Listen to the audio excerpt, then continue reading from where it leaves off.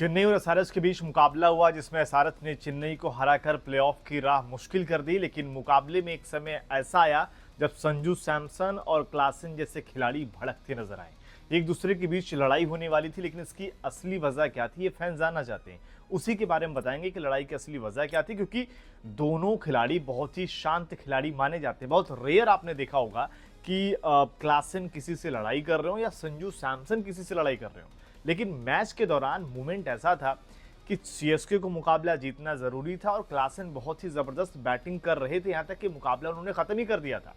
लेकिन जब वो नूर अहमद की गेंद पर स्टंपिंग होते हैं, वहां पर थोड़ा एग्रेशन अगर आप देखें तो संजू सैमसन भी दिखाते हैं। लेकिन उसके बाद क्या होता है कि क्लासन जाते वक्त अगर आप देखेंगे वहां पर वो थोड़ा जब अपील होती है तो वो कहीं ना कहीं थूकते हुए नजर आते हैं और कहीं ना कहीं यही चीज संजू को थोड़ा सा बुरा लगा, जिस पर उन्होंने कुछ रिप्लाई किया।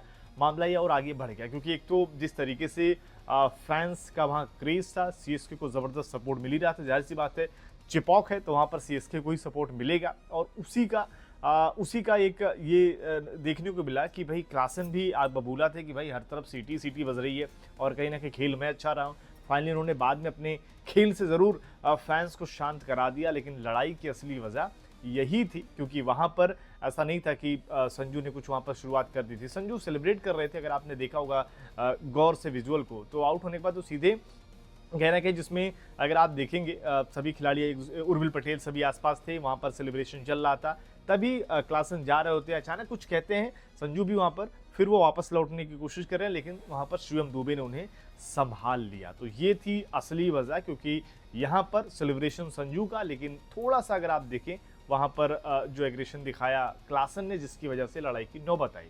लेकिन मुकाबले की बात करें तो एसआरएच ने आसानी से इस टोटल को चेज कर लिया। आप कहेंगे ज़रूर 19वें ओवर तक मैच गया, लेकिन वो मैच बस 19वें ओवर तक गया। क्लासन और ईशान किशन की शानदार पारी ने इस मुकाबले को पहले ही ख़त्म कर दिया था।